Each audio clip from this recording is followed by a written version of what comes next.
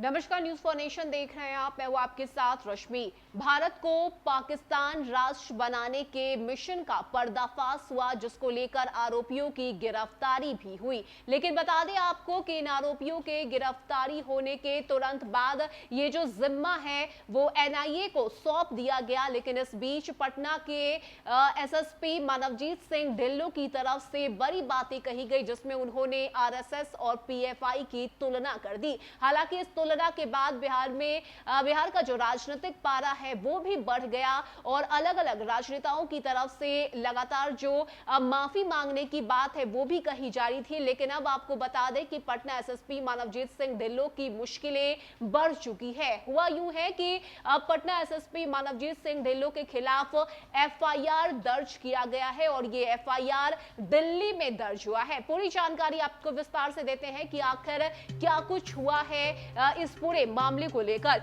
इसी कड़ी में बात अगर हम करें तो फुलवारी शरीफ टेरर मॉड्यूल के सामने आने के बाद बिहार में हलचल काफी ज्यादा बढ़ गई थी। साथ ही पटना के एसएसपी मानवजीत सिंह ढिल्लों की मुश्किलें भी अब बढ़ती हुई नजर आ रही है। टेरर मॉड्यूल का खुलासा होने के बाद पटना के एसएसपी ने आरएसएस और पीएफआई की तुलना कर डाली थी। इसके बाद भाजपा ने एसएसपी मानवजीत सिंह ढिल्लों के खिलाफ मोर्चा खोल दिया था और अब इस विवाद में नया मोड़ आया है। बता दें आपको कि मानवजीत सिंह ढिल्लों के खिलाफ दिल्ली के एक थाने में लिखित शिकायत दर्ज की गई है और कई सारी जो धाराएं हैं उसके तहत एफआईआर भी दर्ज किया गया है। फुलवारी शरीफ टेरर मॉड्यूल के खुलासे के बाद एसएसपी मानवजीत सिंह ढिल्लों 14 जुलाई को प्रेस कॉन्फ्रेंस उन्होंने किया था और गिरफ्तार किए गए 3 लोगों के काम करने के तरीके का उल्लेख करते हुए उन्होंने कहा कि ये लोग ठीक वैसे ही अपने सदस्यों को ट्रेनिंग देते हैं जैसे आरएसएस देती है। आरएसएस की तुलना पीएफआई से करने के बाद नया विवाद पैदा हो गया। बीजेपी एसएसपी से बयान पर भड़क गई। बीजेपी कोटे से मंत्री सम्राट चौधरी, नितिन नवीन और प्रवक्ता अरविंद सिंह समेत